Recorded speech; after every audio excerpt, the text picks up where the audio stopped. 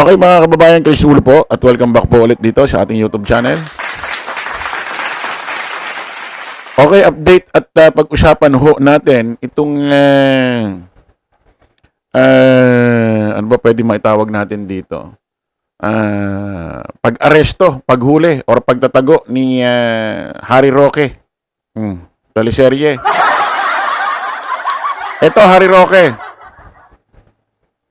Kabahan ka na. Ha? At kung ayaw mo maihi sa iyong brief, sa iyong tibak, sa iyong tibak, sa iyong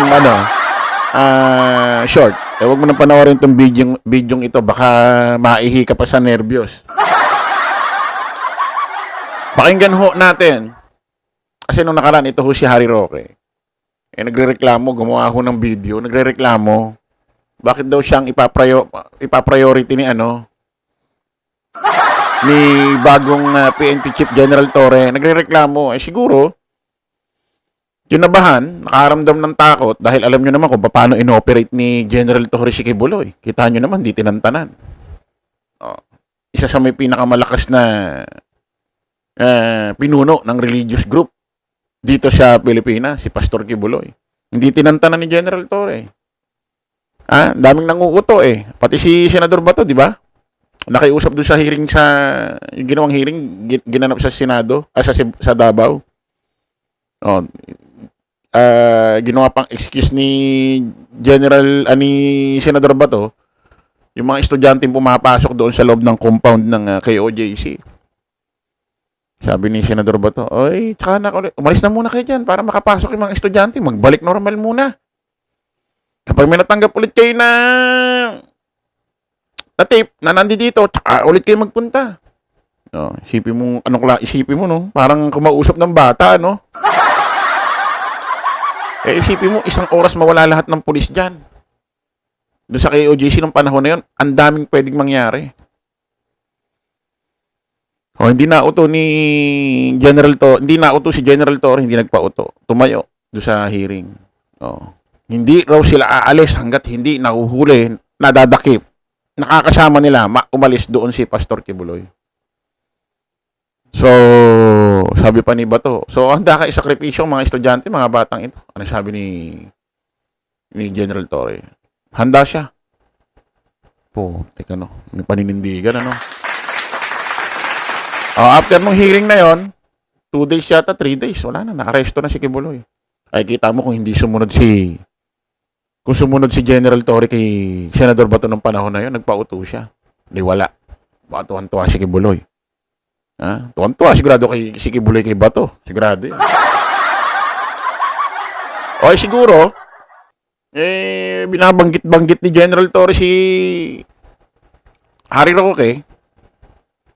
At maikipagtulungan na sa Interpol. Kinabahan ito si nakaramdam ng kabog ng dibdib. Ito si Harry Roque. Nagrereklamo bakit daw siya ang i-ooperate. Ang dami naman daw pwedeng pagtuon ng pansin dyan. Parang sinasabi na, ba't ako ang ipapriority mo? Bakit hindi na lang si Bato? Nagrereklamo. Ngayon Harry Roque, panoorin mo tong video ito. Kabahan ka na. Kabahan ka na. Alam mo naman kung ano ginamit ni Pastor Kibuloy ginamit ni General Torre kay Pastor Kibuloy, di ba? Kung anong equipment. Kabahan ka na. Painggan mo ito. Painggan nyo muna ito. Ay dito sa Pilipinas. Ulitin natin. May mapapauwi ba tayo dito sa Pilipinas? Pwede naman umuwi. Andiyan naman immigration Okay. Hindi naman kayo pinagbabawalang umuwi. Yung mga ayaw umuwi, kung tayo ay merong basihan para sila ay parsayang umuwi, hindi gagawin natin. Ano naman ito? Nako, putik.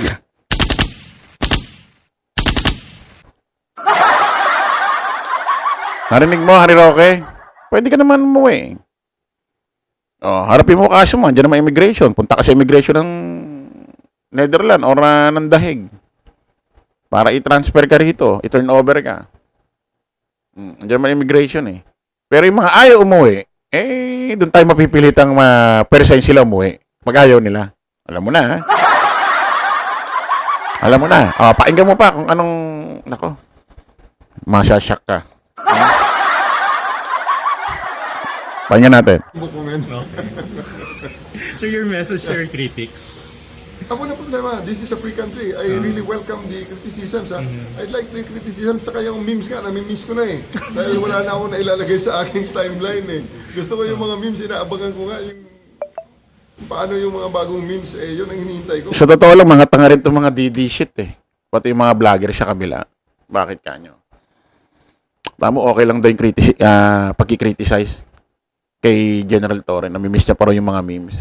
Alam niyo sa totoo lang, pinasisikat niyo pa nga ito eh. Tatangan niyo talaga. Pinasisikat niyo pa eh. Pinakikilala niyo pa talaga buong Pilipinas, buong mundo eh. Oo. Siyempre, mga memes na, andyan na hindi mawawala yan. Makikilala siya ng makikilala. Nako. Alam na sa 2028 ito. Tuloy natin. Nagkaroon naman ng maraming hits ang aking timeline. So, this is a free country. Ang democracy ay alive. Yan ang sinasabi natin. Huwag kayong matakot na mag-express ng inyong mga opinion as long as you... Sa ano naman kay General Torre, parang hindi naman ito parang hindi naman ito yung parang madali maapektuhan sa mga pagkikriticize. Parang wala naman din pakialam sa inyo. Ha? Kita nyo, naging PNP chief pa. Ha? Tuloy natin. Do it within the bounds of the law. You just do it within the limits of decency. Para siguradong marinig ang inyong boses. Let's be empathic about it. Kung may criticism kayo sa akin, may criticism kayo sa organisasyon ko, sa Philippine National Police, iparating nyo so that we'll use it as a basis for improvement. Ito. May mapapauwi pa pa? Ito, mga kababayan. Ito, Harry Roque. Ayan, narinig ho natin na maliwanag si General Torre, walang pakialam sa criticism sa kanya, pagkikriticize sa kanya. Go ahead lang daw. No problem. Pasikatin niya raw siya ng gusto. At yung gustong umuwi, mga nagtatago sa batas, wanted, pugante, kung gusto nyong magbago ang isip nyo, andyan daw immigration, maipagtulungan kayo. Sa mga ayaw naman, ayun yung mapipilitan pa uwiin. Siyempre, kanina pa ba nare-repair yung ganung salita, katwiran, di ba? Walang iba kundi kay Hayop na Roque. Hayop na Roque, kay Mr. Harry Roque. Ito, Harry Roque, makinig ka. Huwag mo nang pilitin. Huwag mo nang subukin. Gamitin pa ni General Torre yung ginamit niyang equipment machine para mahagilap si Pastor Kibuloy. Nananahimik na yung machine na yun eh. Nananahimik na eh. Huwag mo nang nagpapahinga eh. Medyo busy nung nakaraan. Medyo matindi-tindi yung hinanap eh. Mukhang magagamit ulit mga kababayan. Nako, pakinggan nyo ito. Nako, Harry Roque. Sinasabi ko sa'yo. Kung marunong kang magdasal, humpisahan mo na. Saan mo plano magtago? Hanggang natin to. I-address ko lang. Diba? And for that, pag nagtago ka, mga 16 days. Hindi pwede yung 3-minute response doon, ano ba? Ulitin natin. Wait lang. May ads po eh. Ibang usapan naman yun. Ibang usapan naman yung hahanapin ka namin. Ibang usapan yun. Gagamitan kita ng life and heartbeat monitor para mahanap.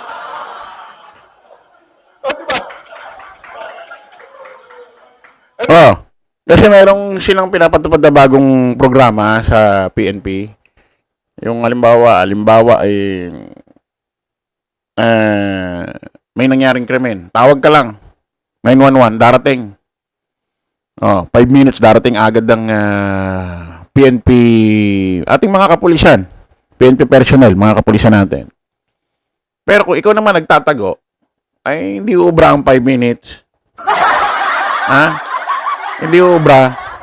Gagamitan ka ng machine na ginamit kay Kibuloy. Alam mo na, pakinggan natin ulit. Ibang usapan naman yung hahanapin ka namin. Ibang usapan yun. Gagamitan kita ng life and heartbeat monitor para mahanap. O, di ba? And for that, pag nagtago ka, mga 16 days.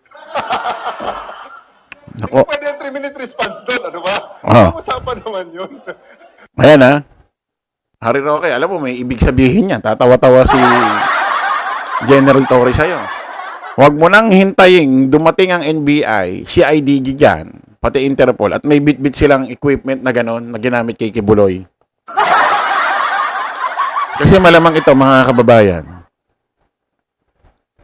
pag ito, pinuntahan na dyan, maaaring makakuha pa rin ng tip yan eh, kahit kaunti. Sigurado magtatago na yan. Sigurado magtatago na yan doon siya. Pero hindi nalalabas ng bansa yan. Nandun yung magtatago na yan. O, kaya kayo mga OFW sa Netherlands, sa Dahig ha.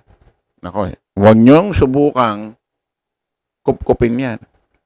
Masisira buhay nyo. Huwag kayong makisali. Ha? Problema aabutin nyo. Maniwala kayo. Pwede kayong makakasuhan ng gobyerno dyan. Huwag kayong makisali. Hayaan nyo yan. Ngayon lang paikot-ikot, pakalat-kalat yan, pero kita mo pagka inaano na yan. Baka nga hindi na rin mapalagay yan eh. Baka nga titingin-tingin na rin niya sa palipaligid niya eh. Ayan mga kababayan ha. Pero ako naniniwala ko may mga plano-plano na dyan. Kumbaga hindi na lang sinasabi sa media. Top secret na yan. Sipin. Makikita nyo. Isang araw na lang may breaking news matindi dyan. Breaking news. Harry Roque, sinako na. Ha? Dinala, ihahagis na rito pabalik sa Pilipinas. Okay mga kababayan, kita-kita ulit tayo sa panibagong vlog live. Bye-bye po.